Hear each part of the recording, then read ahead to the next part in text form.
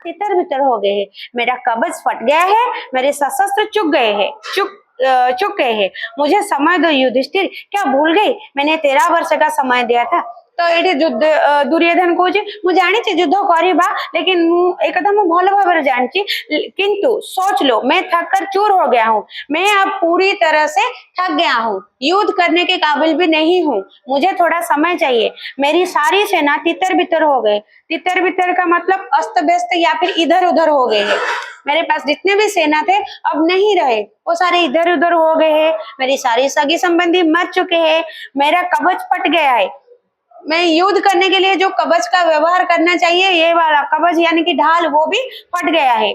मेरे सशस्त्र चुक गए हैं। सशस्त्र मतलब सारे अस्त्र शस्त्र चुक गए हैं, लाप्स हो गए, माने सब नष्ट हो गलानी, लाप्स हो जाइछि।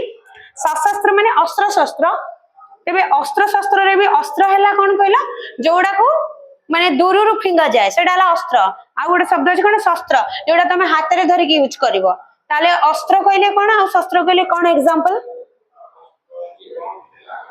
हाँ, बम भी है परिवो, बम मिसाइल गुड़ा है परिवो, लेकिन उस समय में तो बम और मिसाइल नहीं, तीर, तीर होता था क्या, अस्त्र। शस्त्र क्या है, जो हाथ पर पकड़ के खंडा तड़वाली जोड़ा को हाथ रे धरी के छुई के टच करी युद्ध कराला, सेडा हला शस्त्र। आ जोड़ा छाड़ी वो दूररू सेडा हला अस्त्र, जेमति कि तीर, धनुष तीर। इसलिए वो बोले मैं सशस्त्र चुक गए हैं, मोर सब अस्त्र शस्त्र सब लैप से जाइछि, मो पाखरे किछि नै, मुझे समय दो युधिष्ठिर, मते टिके समय दियो। क्या भूल गए, तुम कौन भूली जाइछो? मैंने तुम्हें 13 साल का समय दिया था। 13 साल का समय उन्होंने कब दिए थे? ये कौन सा वाला 13 साल के समय के बारे में बोल रहे हैं? याद है कुछ कुछ याद है? पूरा महाभारत में गोटे थर 13 वर्ष वनवास पठे देथिले काकू, ए 5 भाई को। किए? दुर्योधन। दुर्योधन ए 5 भाई को कहले तमे 12 वर्ष वनवास जीव, आ लास्ट वर्षटा अज्ञात वनवास। जदि सी भाबिथिले कि जदि मु एमन को 12 वर्ष वन को पठे दोची, ताले जेतेबेले युद्ध रे हारिथिले, सॉरी पसा काठी रे हारिथिले, से समर कथा, जदि मु को 12 वर्ष पठे दउची वनवास रे, तापर लास्ट वर्षटा अज्ञात वनवास। अज्ञात यानी कि तुमको जमती केही भी चिन्ही पारिबेनी, जोठी रहिबो हमर देशवासी लोक तुमको केही चिन्ही पारिबेनी। जदि तुमको शर्त थिला, जदि तुमको के जणे भी चिन्ही दबो, ताले पुणी तुमको 12 वर्ष जेल माने वनवास जीवा को पड़िबो। एटा एथि शर्त रखिथिले, से भाबिथिले को ना को उपाय रे आकु किए ना किए प्रजा देखि देबे, एवं पुणी 12 वर्ष एमति 12 हेई आराम से राज्य शासन करिवो। किंतु माने आर दुर्भाग्य और तांकर सौभाग्य वशत से माने निजर चेहरा को एमिति ढाकी देथिले, एमिति बेश परिवर्तन करथिले, जो सिकंडी सॉरी तमर कोन वेश बदल जाइए विराट राजा पाखे जाइना स्त्री वेश होना, बहुत जन स्त्री वेश, किए घोड़ा शाल रही, किए रोसई, किए नर्तकी, एमती किए दासी, एमती वेश होना से माने वेश परिवर्तन कर रही, जो कहीं चिन्ह पारी नथिले। सही मैंने 13 वर्ष का समय दिया था, ये बात को लेकर दुर्योधन बोल रहे हैं कि मैंने तुम्हें 13 वर्ष का समय दिया था। फिर युधिष्ठिर हंसकर बोले, 13 वर्ष का समय दिया था? दुर्योधन, तुमने तो हमें वनवास दिया था, यह सोचकर कि 13 वर्ष वन में रहकर हमारा उत्साह ठंड पड़ जाएगा, हमारी शक्ति क्षीण हो जाएगी, हमारे सहायक बिखर जाएंगे और तुम अनायास हम पर विजय पा सकेगो। इतनी आत्म प्रवंचना ना करो। फिर युधिष्ठिर बोले, तुमने जो हमें दिए थे 13 वर्ष का समय दिए थे, वो 13 वर्ष क्या था? वो जो समय दिया था वो तुमने हमें वनवास दिया था, वनवास के लिए भेज दिए थे, यह सोचकर कि 13 वर्ष वन में रहकर हमारा उत्साह ठंडा पड़ जाए, हमर जो राज्य प्राप्तिर इच्छाटा आकांक्षाटा शांत पड़ जाव, आमको राज्य दरकार हेनी। आम जेहेतु 13 वर्ष वन में रहबू, आम निज लोक जी आमको साहाय्य करमठू बिछड़ी जीवे, आम माने बेसहारा हो तमें राज्य नहीं जीव, हमारे शक्ति क्षीण कमजोर हो जाएगा, हम कमजोर हो जाएंगे और हमारे जो सहायक हमें साथ देने वाला सारे बिखर जाएंगे, दूर हो जाएंगे। और तुम अनायास हम पर विजय पा सकोगे। अनायास यानी कि अति सहज भाव सरलतार सहित तुम्हें आमठू विजय प्राप्ति हो। और इतनी आत्म प्रवंचना ना करो, एते भी खुद को छलना या धोखा मत करो। ये जो धोखा करते हो, ये जो छलना करते हो, एते भी छलना करनी जे तुम्हें हमको 13 वर्ष समय देथिला। युधिष्ठिर फिर बोलते, सॉरी दुर्योधन बोलते, युधिष्ठिर तुम तो धर्मराज कहलाते हो, तुम्हारा दंभ है कि तुम अधर्म नहीं करते। दंभ यानी कि गर्व, मिथ्या अभिमान जिसको बोलते हैं हम, मिथ्या अभिमान। वो बोलते तुम तो धर्मराज कहलाते हो और तुम्हारा दंभ यानी कि तुम्हारा जो मिथ्या अभिमान है कि तुम कभी अधर्म नहीं करते हो, हमेशा धर्म के मार्ग में चलते हो, इसीलिए तुम्हें सब धर्मराज बुलाते हैं। फिर तुम्हारे रहते तुम्हारी आंखों के आगे ऐसा अधर्म हो, सोचो तो ये तो अधर्म है, क्योंकि युद्ध का एक नियम होता है कि बराबर होना, युद्ध जिसके साथ करना है वो बराबर होना चाहिए, सबके पास अस्त्र शस्त्र होना चाहिए और किसी एक महारथी के साथ किसी एक की महारथी को युद्ध करना चाहिए। ये जो नियम है, कुछ नियम है युद्ध के लिए, ये तो तुम भली भांति जानते हो। ये तो अधर्म है ना। अभी हमारे पास कुछ भी शस्त्र नहीं है, कुछ भी अस्त्र नहीं है, हमारे शरीर में अब बल नहीं है, तो अब अगर हम मेरे साथ युद्ध करना है, ये तो अधर्म है, थोड़ा सोचो। फिर भीम बोलती है हंसकर, अच्छा तो अब मुझे धर्म का स्मरण हुआ। सॉरी, तो भीम हंसकर बोलते हैं, अच्छा तो अब तुझे धर्म का स्मरण हुआ। सच है, कायर और पराजित ही अंत में धर्म की शरण लेते हैं। तो भीम कहूँ, हाँ एबे तते धर्म अधर्म कथा चिंता पड़िला नहीं। आउ कायर माने भीरु माने जेतेबेले हारी जाती, पराजित हो जाती, सेतेबेले ही तांको सेमाने जाइकी धर्मर शरण नियंती, अर्थात धर्म पाखरे जाइकी पहुंचती निजको बंचेबा पाई।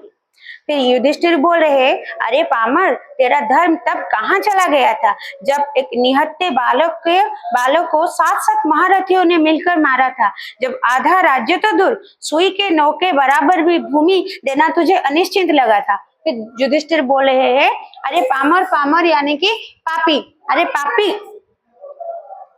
पापी तेरा धर्म तब कहाँ गया था, सेतेबेले कुआडे जाइथिला तोर धर्म, जेतेबेले जबकि एक निहत बालक गोटे निहत हो जाइथिबा, खंड विखंडित माने क्षताक्त हो जाइथिबा गोटे छोट बालक अभिमन्यु रो कथा एठी कुआ जाउची। जेतेबेले अभिमन्यु 7 महारथी को सहित चक्रव्यूह रे युद्ध करथिला, सेही समय कथा कहउचंती। निहत बालक को 7 महारथियों ने 7 जन 7 महारथी मिसी किने मिलकर मारा था, जब आधा राज्य तो दूर, हमको अधा राज्य दबा कथा तो दूर कथा, सुई की नौक बराबर की भूमि देना तुझे अनुचित लगा था।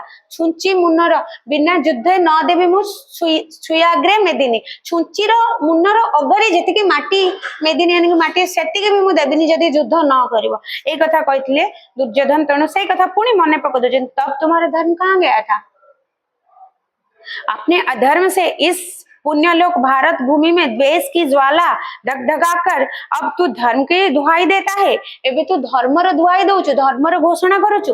जेतेबेले एई पुण्य भारत रो कथा कह जाय, पुण्य भूमि पवित्र भूमि भारत भितरे जो द्वेष की ज्वाला, घृणार रूपक अग्नि को जलैथिलो, जेतेबेले नफरत की ज्वाला जब धगधगा कर मतलब भड़का कर या फिर जला कर, जेतेबेले गोटे अहंकार हो घृणा की नफरत अग्नि जड़े की नफरत सबुआडे फेले की एबे तमे धर्मर दुहाई दउछ, धर्मर गुहारी धर्मर घोषणा करछ बोली कहउचंती युधिष्ठिर। काको कहउचंती? दुर्योधन को कहउचंती। धिक्कार है तेरे ज्ञान को, धिक्कार है तेरी वीरता को। पुणी तार ज्ञान, तार बुद्धि, तार वीरता सबको धिक्कार करचंती युधिष्ठिर। फिर ये बात सुनकर दुर्योधन ने बोला, एक निहत्थे थके हुए व्यक्ति को घेर कर वीरता का उपदेश देना सहज है युधिष्ठिर, मुझे खेद है, मैं इसके लिए तुम्हारी प्रशंसा नहीं कर सकता, पर मैं सच कहता हूँ तुमसे, इस नार हत्याकांड से मुझे विरक्ति हो गई है। इस रक्त रंजित सिंहासन पर बैठकर राज्य करने की मेरी कोई इच्छा नहीं है। तुम निश्चिंत मन से जाओ और राज्य भोगो। सुयोधन तो वन में जाकर भगवत भक्ति में दिन बिताएगा। तापरे टिके कुटिलता पूर्ण कथा, कहीं एमती गोटे पापी, एमती गोटे आमर जी जीवन सारा सब बड़े अधर्म कर कपट कर निजक बंचेबा उद्देश्य कहूँ कि गोटे निहत्ते निजको निहत्ते बोली कहूची निजको क्षत विक्षत गोटे लोक आहत लोक बोली कहीकि आउ थकी जाइथिबा व्यक्ति को देख घेर कर तमे माने घेरी की निजर वीरता देखौछ मुझे खेद है यानी कि मुझे दुख है कि एथिपाई मु तुमको केबे प्रशंसा करिबिनी पर मैं सच कहता हूं तुमसे किंतु मु सत कहूची कि इस नर हत्याकांड से मुझे विरक्ति हो गई है ये जो रक्तपात नर हत्या रक्तपात देखी देखी देखी देखी मु मध्य विरक्ति हो गलेनी इस रक्त रंजित सिंहासन से सिंहासन पाई शह शह कोटि कोटि लोक मानकर जीवन जाइछि चारिआडे रक्तर विभीषिका तार अर्थ रक्त रंजित हो जाए से सिंहासनटी तेणु से भली रक्तरे सज्जित होइतिबा रक्तरे रंजित डुबीथिबा सिंहासन रे बसिबार इच्छा मोर कौन प्रकार आउ नाही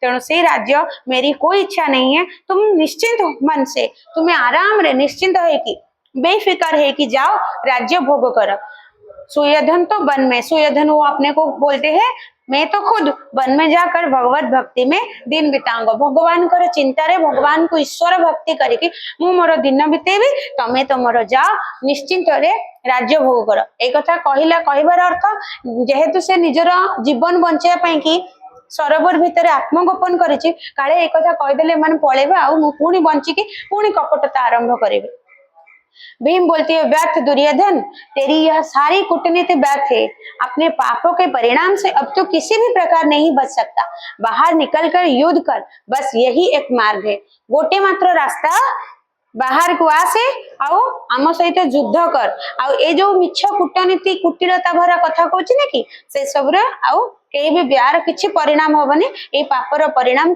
तते भोग करबा को पड़िबो फिर दुर्योधन बोलते हैं अप्रस्तुत को मारने से यदि तुम्हें संतोष मिलता है तो लो मैं बाहर आता हूँ गोटे प्रस्तुत युद्ध पे प्रस्तुत है नथिबा लोक को जदि मारिया को तुम्हारे एते इच्छा यदि तुमको संतोष मिलिबो खुशी मिलिबो तो ठीक है चलो मैं बाहर आता हूँ ये सोचकर ये बात कहकर दुर्योधन ने जल से निकलकर पास आने तक की आवाज पानी भीतर बाहर से कड़कड़ कड़कड़ पानी रे जो आवाज होची धीरे धीरे वो बाहर आते पर मैं पूछता हूँ युधिष्ठिर मेरे प्राणों का नाश